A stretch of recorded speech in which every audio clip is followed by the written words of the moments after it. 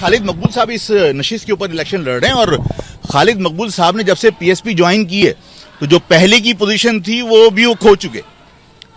اور ظاہر ہے کہ میں انہیں بڑا ریگارڈ دیتا تھا اس لیے کہ وہ ایک نظریاتی کارکن تھے اور انہوں نے اے پی ایم ایس او کے زمانے سے مہاجر سیاست کی تھی. لیکن جس شخص نے انہیں سیائی اس کا بھارت کا کون سی ایجنسی را کا ایجنٹ کہا تھا اس نے انہیں قبول کر لیا اور جس شخص نے را کا ایجنٹ کہا تھا اسے خالد مقبول صاحب نے جوائن کر لیا. خالد مقبول صاحب کو یہ تک فکر نہیں رہی کہ یہ وہی شخص تھا جس نے مہاجر سیاست کے تابوت میں آخری کیل ٹھوکنے کے دعوے کیے تھے. تو اب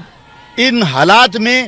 کہ مہاجر دشمنی کے اوپر سیاست کرنے والے شخص کو اگر خالد مقبول صاحب نے جوائن کیا تو فیڈرل بیریا کے عوام ظاہر ہے کہ مہاجر نام پر انہوں نے زندگی بھر سیاست کی ہے اور الطاف حسین کا چاہے ریاست کے ساتھ کوئی بھی جھگڑا ہو لیکن یہاں سے الطاف حسین کو ہم مائنس بھی کر دیں تو ظاہر ہے کہ یونیورسٹی سے سب یہاں آ کے جمع ہوا کرتے تھے اور فیڈرل بیریا سے ہی مہاجر سیاست کا بیج ہم نے ڈالا تھا.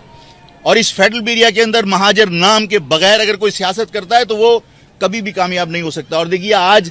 یعنی مجھ پر تو ظاہر بے انتہا دباؤ ہے, مجھے بہت زیادہ پریشر کا سامنا کرنا پڑتا ہے کہ مہاجر نام ختم کر دو, مہاجر سیاست ختم کر دو. لیکن جو سرکاری جماعت میں آنے کے بعد مجھے اگر کہا جاتا ہے کہ مہاجر لفظ سے آپ دستبردار ہو تو اس لیے کہ اس میں خلوص ہے, اس میں خلوص کی طاقت ہے. لیکن اگر سرکاری جماعت پورے شہر کی دیواروں پر جیے مہاجر اور جیے متحدہ لکھتی ہے تو اس پر کسی سرکاری ادارے کو اعتراض اس لیے نہیں ہوتا کہ اس منافقت کا زہر ہے.